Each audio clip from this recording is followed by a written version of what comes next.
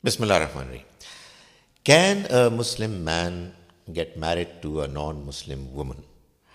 And if at all he can, would not the Islamic way of getting nikah done cause the bride to thereby become Muslim, acknowledge that she is a Muslim because of what is read in the nikah? And if she still remains a non Muslim and they are living in a country which is predominantly populated by non Muslims and the law is not an Islamic law, what exactly is going to happen if the lady would want to get divorced? What procedure is going to be followed? And given that it's a foreign country, let's say a Western country, would it be possible, given that the nikah has been done in an Islamic way, that the lady would get half the wealth of the husband? And what if the husband dies? How is his wealth going to be distributed? As far as the first question is concerned, most certainly it is possible for a Muslim man to get married to a non-Muslim woman, provided the lady is not indulging in polytheism. She does not ascribe partners with God. In other words, she believes in one God. Monotheism, Tawheed, is the central principle which cannot be compromised when it comes to the question of marriage. When a nikah is done in an Islamic way and khutbah is read out and dua is done, it in no way implies that the bride, who is a part of the ceremony and the nikah arrangement, is because of that khutbah, she becomes a Muslim. It's a khutbah which is reminding everybody of their respective obligations, and it does not necessarily imply that the one who is becoming a part of this bond is necessarily a Muslim. If the couple is living in a country where the law says that at the time of divorce, the husband will have to give away half the value of his wealth to his wife who has been divorced, he can agree to it voluntarily.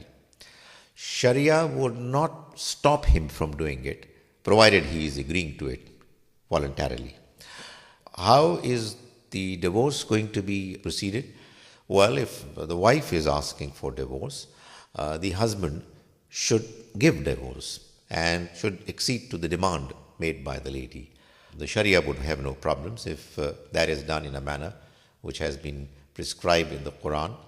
That is, should be given in her clean period, and it's for her to follow the rest of the proceedings. But if she was to follow the law, she'll have to wait for the waiting period iddat before she plans to get married to somebody else. But obviously, because she's not a Muslim, she might not necessarily be following that part of the requirement.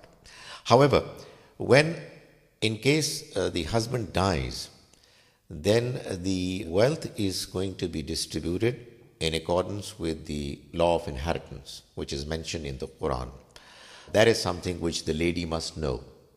That is, her husband is a Muslim, and in case of death, the Quranic law of inheritance requires that the wife of the deceased is going to get either 1/4 or 1/8 of what he has left behind. In case if he has left behind no issues, no kids, no brothers and sisters, siblings, then she'll get 1/4. In other case, she's going to get 1/8. That is something which cannot be compromised with. This last part, that is the law of inheritance getting applicable, obviously is something which the Sharia stipulates. Now, if we can imagine before the event of the husband's death, that the law of the land is going to be different and there's going to be a clash between the two expectations, requirements of the respective laws, then all the legal heirs of the husband should first be informed that in case of his death, this is going to be happening, that the law of the land is going to take over, and therefore the legal heirs are already accepting this condition to voluntarily relinquish their right. If they do it voluntarily, then obviously there's going to be no clash. But most certainly, if the legal heirs of the husband would not be willing to do it, then it is going to be a difficulty. But obviously, willingly letting go their right is something which Sharia would not have any objections to. Likewise, when it comes to the question that I've already talked about, the husband agreeing to give half of his wealth to his wife in case she's divorced, well, they can write it down also at the time of marriage as a part of their agreement with each other that the husband is willingly accepting this principle. Shariat would have no problems in that, provided if the husband doing it willingly. However, when it comes to the question of the law of inheritance, there are more parties involved, and therefore the agreement of each one of them should be there, so that at the time of the incident of death of the husband, no complication takes place.